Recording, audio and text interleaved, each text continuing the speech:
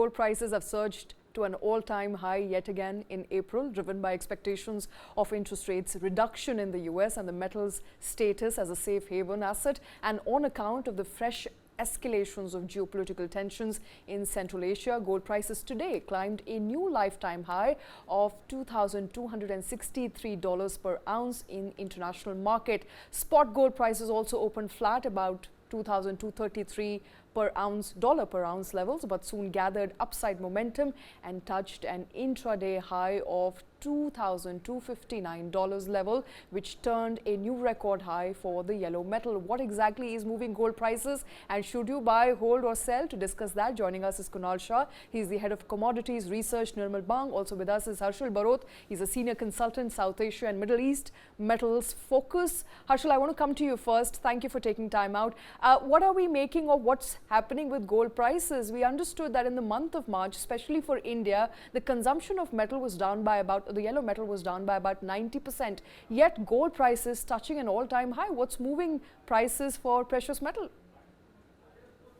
So Preeti, when it comes to the demand reaction to the price, typically, when you see period of price jump, consumers tend to hold back on their purchases. So that's a typical reaction that we see from consumers across the world.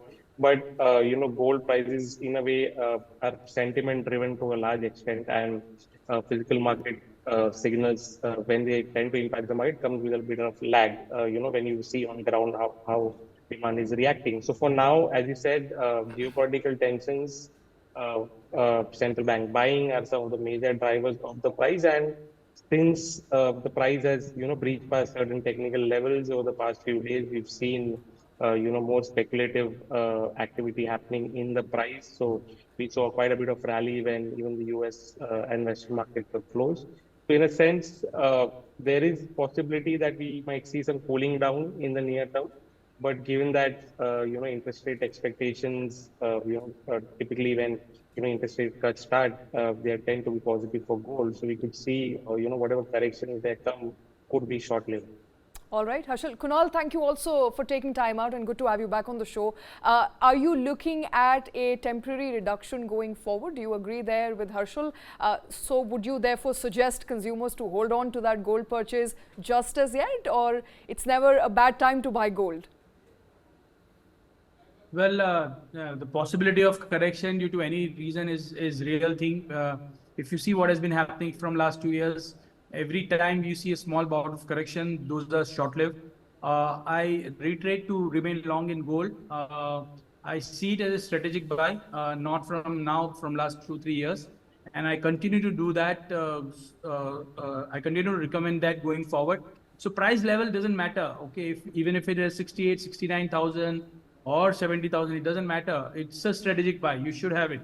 There are a lot of things happening around the world which makes a very strong case to remain or park your money in gold. So even if you're buying at this rate, and if it goes down by another, say, 5-10%, it doesn't make any difference, because we are at that kind of time. We don't know what is going to happen on the geopolitical front, when we don't know how the central banks are going to, what they are going to do if the inflation soars again, how they are going to control it. What is the end of this? Whether we are going to see a temporary a dip in rate cuts, or whether it is going to be prolonged, and if yes, then what is going to be the status of inflation? So it's like a big questions, going forward. And in this kind of time, when central bank themselves have been buying gold aggressively, they don't have any other alternatives right now.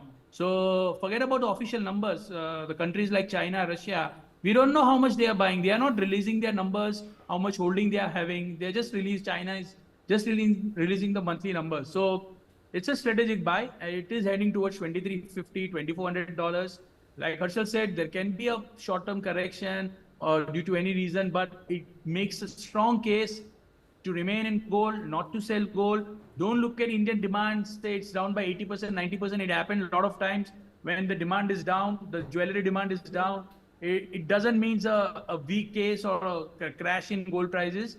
Small bout of correction here and there is a part of the real journey, which is looking very bullish. Okay.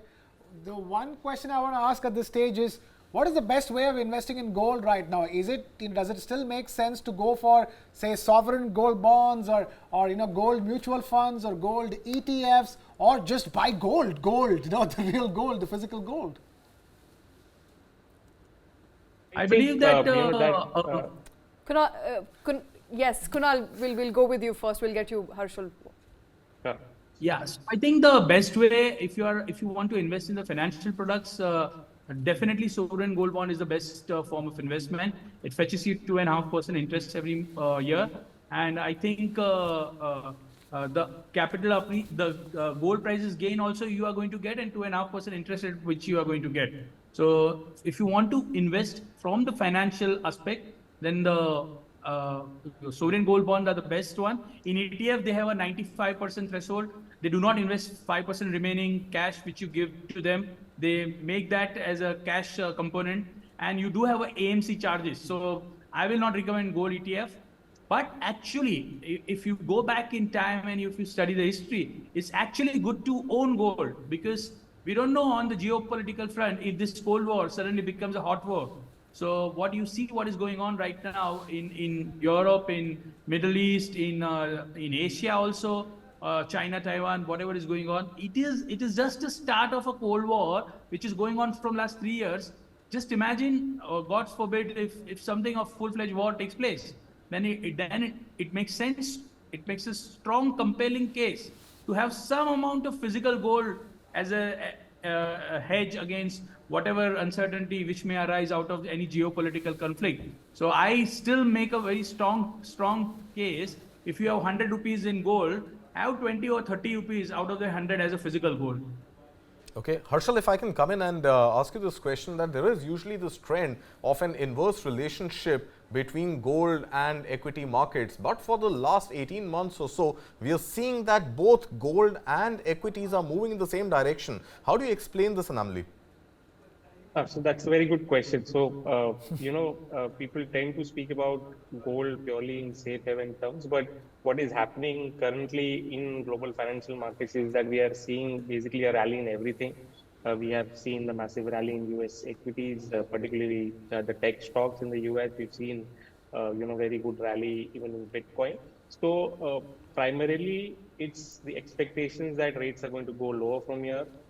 That despite the series of rate hikes we've seen, the US economy is still robust, and in this scenario, when eventually rates are going to start easing, because inflation is started to ease, we are going to see very sort of a perfect macroeconomic environment for growth. So in that sense, that is why all the assets are basically rallying together. And when it comes to gold, of course, there is an element of diversification that is happening, given the rally in global equities as well. Increasingly, since the Russia-Ukraine conflict, we've seen global investors parking, some of their money in gold as well, as a hedge against uncertain times. So more equity prices go up, I think, the requirement of gold as an allocation in the equity portfolio also goes up. So we see incremental buying coming even in gold. So that's why you see this positive correlation between stocks and gold. All right, Harshal, Kunal, thank you very much for taking time out. Thank you for joining us here on News9. Well, gold prices, they're climbing at an all-time high in the first 2 days of April itself.